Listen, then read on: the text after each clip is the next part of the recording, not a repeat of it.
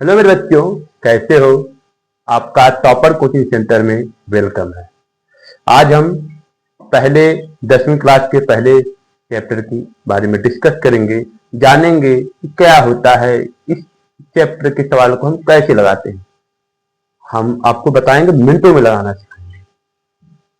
आपको कोई भी सवाल रखने की जरूरत नहीं है, मैं जैसे बताऊंगा वैसे करते जाइए। आप यकीन मानिए, अगर आपके सर ने 100 में 100 पाए हैं मैथ में, तो अगला आप भी होंगे जो मैथ में 100 में 100 पाए हैं। तो इसी कड़ी में आपको हमारे पहले चैप्टर का नाम भी है वास्तविक संख्याएं। ठीक है, वास्तविक संख्याएं होते क्या है? वह संख्याएं जो हम रियल में देखते हैं, वास्तव में होती है, वो नहीं जो काल्पनिक काल्पनिक संख्या के बारे में, पर वास्तविक, जिसको हम पढ़ सकते हैं, देख सकते हैं, जैसे 1, 2, 4, 5, जिसकी हमारे जीवन में महत्व है, उसी को बोलते हैं वास्तविक संख्या। समझ रहे हो? जिनको हमारे जीवन में देख महत्व है, महत्व ही ना हो तो काल्पनिक संख्या है। भाई कल्पना तो हम कर नहीं रहे हैं, यहाँ पे हम क्या कर वास्तविक रूप में देख रहे हैं, कौन सी संख्या क्या होगी। समझ रहे मेरे दोस्त? बस यही। ठीक है, अगर कोई आपसे पूछे कि वास्तविक संख्याएं होती क्या है, तो आप क्या जवाब देंगे मेरे दोस्त, मेरे भाई? आप क्या जवाब देंगे? वे संख्याएं जिनका हमारे जीवन में कुछ महत्व है, जिनका हमारे जीवन में महत्व है, वो क्या कहलाती है? वास्तविक संख्याएं, जिनका हमारे जीवन में महत्व है। लिखेंगे वास्तविक संख्या की परिभाषा, लिखेंगे वास्तविक संख्या की हम परिभाषा लिखेंगे, वास्तविक संख्या की परिभाषा कि वे संख्याएं जिनका जिनका हमारे जीवन में महत्व है, समझ रहे? इनका हमारे जीवन में महत्व है।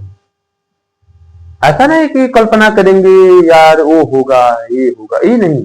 वो संख्या जिसका महत्व, जैसे 1 हो गया, 2 हो गया, 5992 हो गया, इस संख्या का महत्व है। 0 का भी महत्व है। कब महत्व है 0 का? जब इसके आगे लग जाता है। समझ रहे हैं मेरे दोस्त? यही चीज। वे संख्याएं जिनका हमारे जीवन में महत्व हो, क्या कहलाती हैं? वास्तविक संख्याएं। कुछ संख्याएं ऐसी होती हैं जो काल्पनिक होती हैं, इसका हमारे जीवन में कोई महत्व नहीं होता, तो उनकी चर्चा यहाँ पे नहीं करेंगे।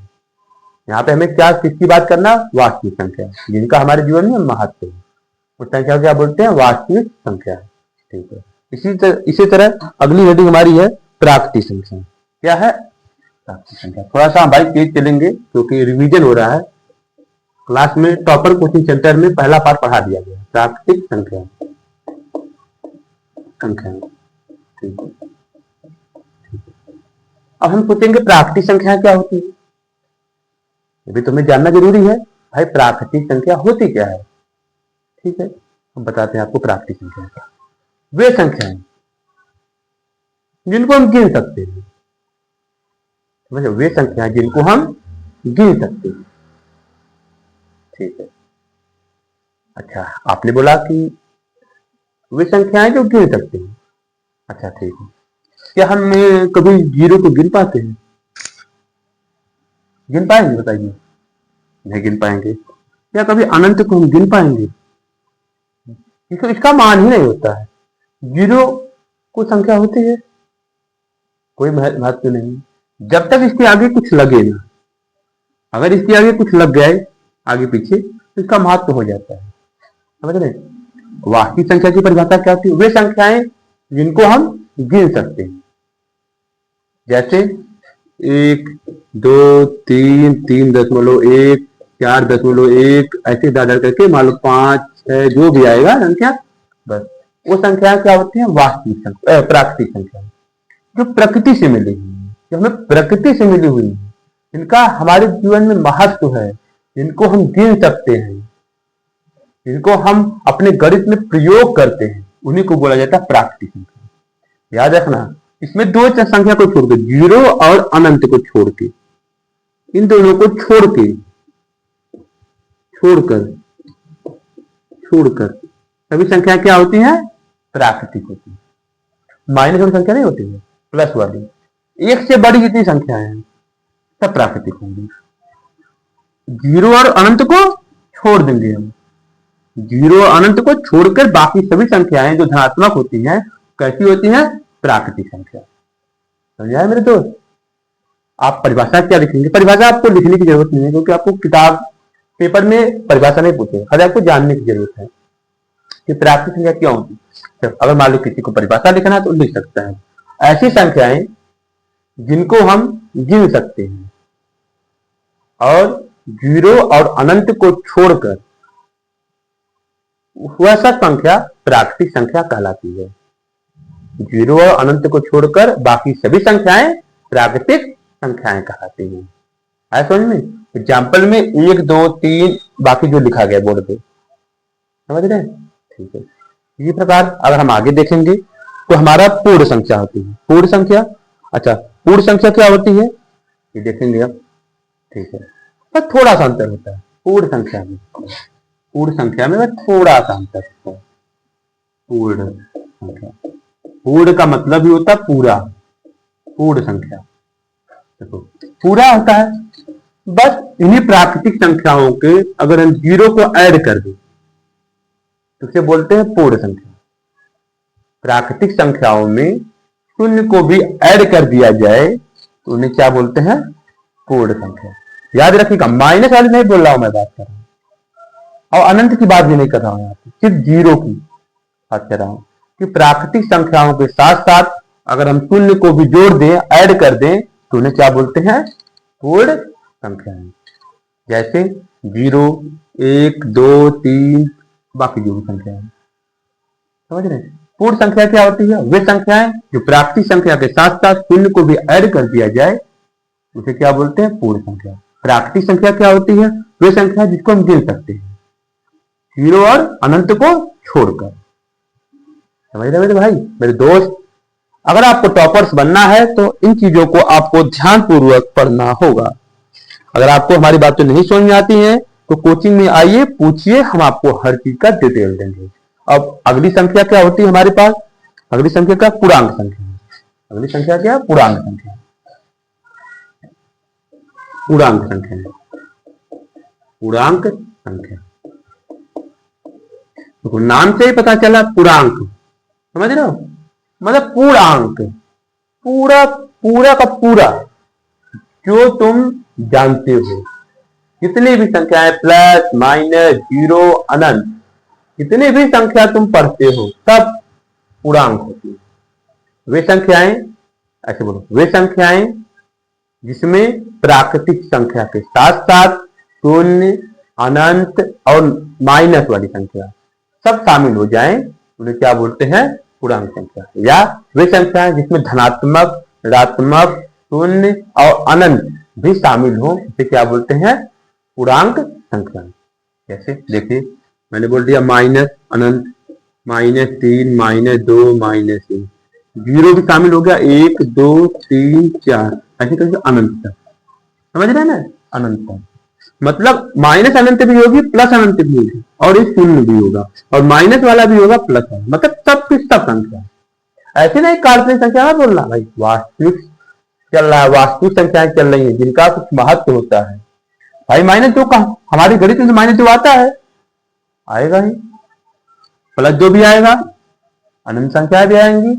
ऐसी संख्या जो बहुत अनंत हम गिन नहीं सकते हैं, मानता हूं गिन नहीं सकते, पर पूर्णांक तो होंगे ना। प्राकृतिक संख्या तो नहीं हो सकती, क्योंकि प्राकृतिक संख्या जिसको हम गिन सकते हैं, पूर्ण संख्या जिसमें शून्य शामिल हो जाए, और पूर्णांक संख्या जिसमें सब शामिल हो जाए, धनात्मक ऋणात्मक सब शामिल हो जाए। समझ रहे हो? अब पूर्णांक संख्या क्या होती है? वे संख्याएं जिसमें ऋणात्मक, शून्य और धनात्मक, अनंत सब शामिल हो उसे क्या बोलते हैं? पूर्णांक संख्या। समझ रहे मेरे दोस्त, मेरे भाई, मेरे मुन्ना? देखिए आगे देखिए, इसी प्रकार है अभाज्य संख्या और भाज्य संख्या। अभाज्य संख्या और भाज्य संख्या। अभाज्य संख्या, देखो अभाज्य संख्या, दोनों देखो एक साथ में। वे संख्याएं जो एक से कटे और स्वयं से कटे, या जिनके सिर्फ दो गुणनखंड होते हैं, दो गुणनखंड होते हैं। वे संख्याएं जो केवल एक से कटे और स्वयं से कटे, या उनके दो गुणनखंड होते हैं, उसे क्या बोलते हैं? अभाज्य संख्या। जैसे दो अभाज्य संख्या, याद रखना दो भी अभाज्य संख्या, क्योंकि दो एक से कटती है और दो से कटती है। तीन एक से कटेगी और तीन से कटेगी। चार नहीं होगा, पांच होगा। एक से कटेगी, पांच से कटेगी। सात एक से कटेगी, सात से कटेगी। क्या न हो सकता है? मेरे भाई, मेरे बच्चे, मेरे स्टूडेंट, देखिए न हो सकता है? नहीं होगा, क्योंकि न एक से भी कटेगा, तीन से भी कटेगा और नौ से। तीन गुणनखंड होगा ना। मैंने क्या बोला? वे संख्याएं जो एक से कटे और स्वयं से कटे, वही संख्या क्या होंगी? अभाज्य होंगी। समझ रहे हैं? 2, 3, 5, 7, 11, 13, 17, बाकी आगे बहुत सारी संख्या होती है। ठीक है, भाज्य संख्या कहते हैं वे संख्याएं जो एक से भी कटे, स्वयं से भी कटे और दूसरे से भी कटे। दूसरे से, तीनों से कटे। कम से कम, देखो इसमें कम से कम, कम से कम, कम से कम 3 गुणनखंड होगा ही। गुणन 3 गुणनखंड कम से कम तो होगा ही। जैसे देखो, एक नहीं होती है, एक ना भाज्य है ना अभाज्य है। क्या देखना? एक संख्या ना तो भाज्य है ना तो अभाज्य है, पहली बात। दो अभाज्य है, तीन अभाज्य, बाकी चार बची। चार देखो, मैं बोला 3 कम से कम, एक से कटेगी चार, दो से भी कटेगी और चार से भी कटेगी। 3 गुणनखंड हो गए ना, तो भाज्य संख्या। अब 5 छोड़ दो, इसमें आ गया 6। देखो, एक से कटेगी, तीन से कटेगी, 6 से कटेगी। वे संख्याएं जो जिनके 3 गुणनखंड हो या उससे अधिक हो, वह एक से भी कटे, स्वयं से भी कटे, दूसरों से भी कटे, इसे क्या बोलते हैं? भाज्य संख्या। अभाज्य वह संख्याएं जो एक से कटे और स्वयं से कटे, वो भाज्य संख्याएं कहलाती हैं। आया मेरे दोस्त? ठीक है, मेरे स्टूडेंट, अभाज्य संख्या क्या होती है? आइए हम ये भी जानते हैं। देखो, अभाज्य संख्या वो संख्याएं होती हैं जिनके CF एक आए। समझ रहे हो? अभाज्य का वो संख्या अभाज्य होगी। सा मतलब जोड़ा होता है, सा का मतलब जोड़ा होता है। जैसे हमें पता है 2 भी अभाज्य है, 3 भी अभाज्य है, 5 भी है, 7 भी है, 9 भी है, 9 नहीं होगा, 11 भी है, 13 भी है, 17 भी है। मान लो इन्हीं दोनों संख्या को जोड़ा होना चाहिए। 2, 3 ले लिया मैंने, इनकी HCF कितना होगा? 1 होगा, ये हो गई। 5, 7 हो गई, इनका भी HCF 1 होगा। 11, 13 हो गई, इनका भी HCF 1 होगा। समझ रहे हैं? तो दो के जोड़ा बनाएंगे, दो का काम का जोड़ा रहेगा, इनका दो का आपस में जोड़ा होगा। अभी और याद रखना, एक कोई भाज्य नहीं होनी चाहिए इसमें, कोई भी संख्या, नहीं तो नहीं होगा। देखो, स मतलब जोड़ा, भाज्य मतलब अभाज्य। अभाज्य मतलब अभाज्य वो संख्याएं जो एक और स्वयं से कटे, अभाज्य संख्या कहलाती है। समझ में आ रहा था?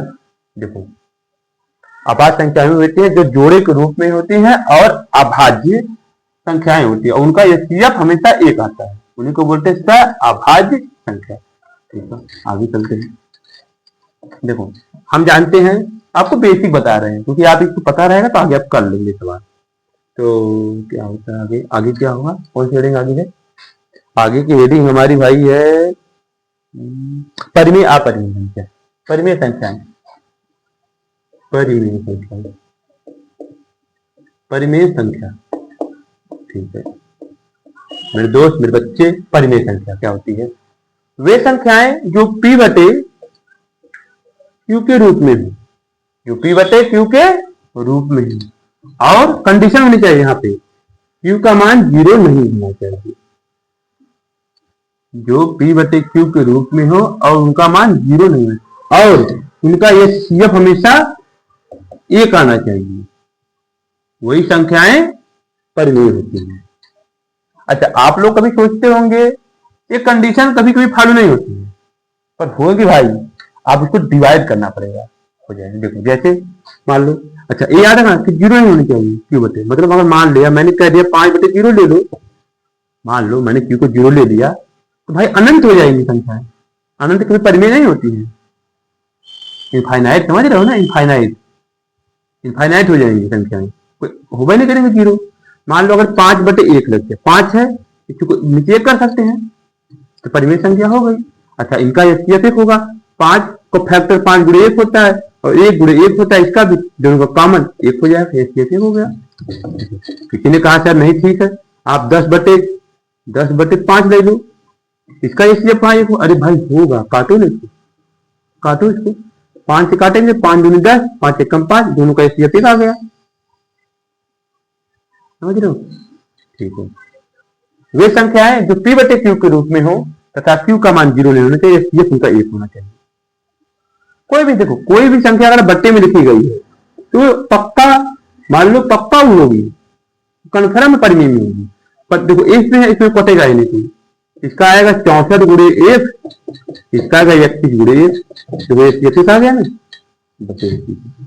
अपरिमेय संख्याएं क्या होती है, ये देखो अपरिमेय संख्या, अपरिमेय संख्या ये क्या होती है, अब देखो इसको, वे संख्याएं जो p/q के रूप में ना हो, मतलब ऐसे q लगा के ऐसे यहाँ पे 0 कर देना, तो होंगी ही नहीं, p/q के रूप में होंगी ही नहीं।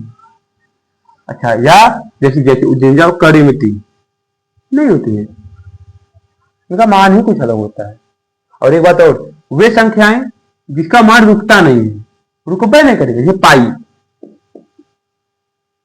पाई का मान नहीं रुकेगा, जिसका मान नहीं रुका वो भी अपरिमेय संख्या, कड़ी में 3 भी अपरिमेय संख्या है। जैसे अगर q बराबर 0 हो गया यहाँ पे तो भी अपरिमेय संख्या है, समझ रहे हो, जो p/q के रूप में ना हो, जो किसी संख्या करड़े में हो, संख्या करड़े में हो वो भी अपरिमेय, जो पाई का मान हो वो भी परिमेय, क्योंकि पाई का मान कभी रुकबे नहीं करता है, वो संख्या रुक जानी चाहिए, रुक गई तो परिमेय, नहीं रुकी तो अपरिमेय, समझ रहे हो फिर भाई। अच्छा, अनंत, अनंत क्या होता है भाई, अनंत का कोई मान होता है, देख अनंत का कुछ मान होता है नहीं, रुकबे नहीं करेगी भाई, हमें अनंत पता है नहीं, मान पता होना चाहिए। अनंत को कभी हम ये कर सकते हैं, पाई को कभी ये कर सकते हैं, या तो वो भी याद रखना जो संख्या रुकती नहीं है, नहीं होती 6.66666666 ये रुकी नहीं रही है, ये भी नहीं होंगी परिमेय संख्या, समझ रहे हैं। जो वो संख्या जो p/q के रूप में ना हो अपरिमेय, जो हो वो परिमेय है, ठीक है। इतना ही आप याद रखिए आज की बात में। अभी हम बेसिक समझा रहे हैं आपको, गुणनखंड, अगर हमें गुणनखंड करना है, कोई चीज 2 से कब करती है, कोई चीज 3 से कब करती है, कोई चीज 5 से कब करती है, कोई चीज 7 से कब करती है, कोई चीज 11 से कब करती है, समझ रहे हो। देखो 2 से करने के लिए उस संख्या के लास्ट में, लास्ट में अंतिम में, जैसे मान लो 520, आखिरी में सुनना है 2 2 4 6 8, मतलब और किसी संख्या के लास्ट में 2 है, 48 है लास्ट में, तो संख्या 2 से कट जाएगी। जिस भी संख्या के लास्ट में 0 2 4 6 8 हो वो संख्या 2 से कटते हैं, या तो ऐसे वो संख्या जिसकी सम 2 से कट जाए। विषम संख्याएं तो 1 हो लास्ट में, 3 हो, 5 हो, 7 हो, 9 हो, उनके लास्ट में 1 होना चाहिए तभी कटेगी। या तो तुम ये संख्या को जोड़ लो, जैसे मान लो अगर ऐसी संख्या है तो पता है कटेगी कि नहीं कटेगी 2 से, सॉरी अगर पता है आपको कि 2 से कटेगी कि नहीं कटेगी, पता नहीं चल रहा है कि लास्ट में 2 भी आ गया, अब कटे या ना कटे। देखो ये पहले 2 से कटेंगी, ये संख्या तो पहले 2 से कटेंगी, पहले मान लो काट दिया, मान लो इसी को काट दिया मैंने, 2 से काट दिया पहले, चलो ठीक है काट दिया, 1 1 1, तुम देखा करो लास्ट में 1 है, हाँ 1 है, हो सकता है 3 से कटे, पर कैसे कटेंगे, इन तीनों को ऐड करेंगे, 1 तो 11 है ना, 1 1 1, ये तीनों को ऐड 3 आ गया। अब 3 से कटती है, ठीक है, यानी कट जाएगी संख्या। ऐड करने के बाद उस संख्या में, अगर संख्या में ऐड करने के बाद सब अंकों को जोड़ने पर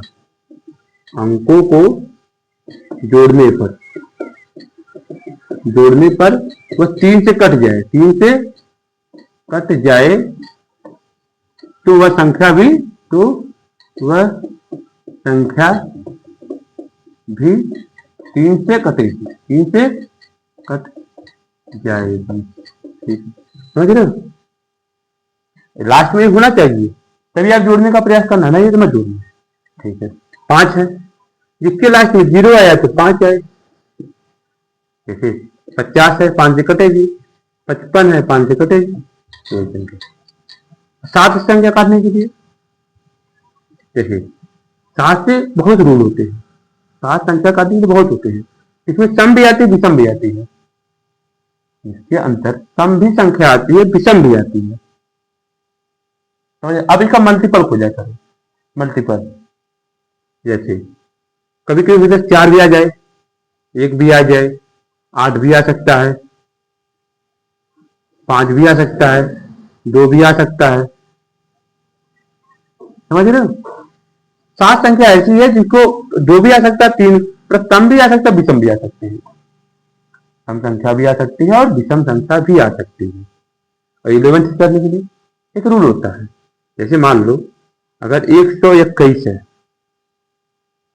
क्या किया करो आप, संख्या को एक एक छोड़ के चेक कर दिया, कितना आया, 1 1 2, बाकी जो बचा घटा दो, या तो 0 है तो 11 आ जाए, तो संख्या 11 से कट जाएगी। मान लो किसी ने दे दिया 1 3 3 1, बोला 11 से कटेगी नहीं, कुछ मत करो, एक पहले उठाओ, एक छोड़ो, एक छोड़ दिया, दोनों को जोड़ो, 3 1 4, फिर ऊपर से ऐसे जोड़ो, फिर माइनस लगाते, माइनस, फिर 4 हो गया, 0 आ गई।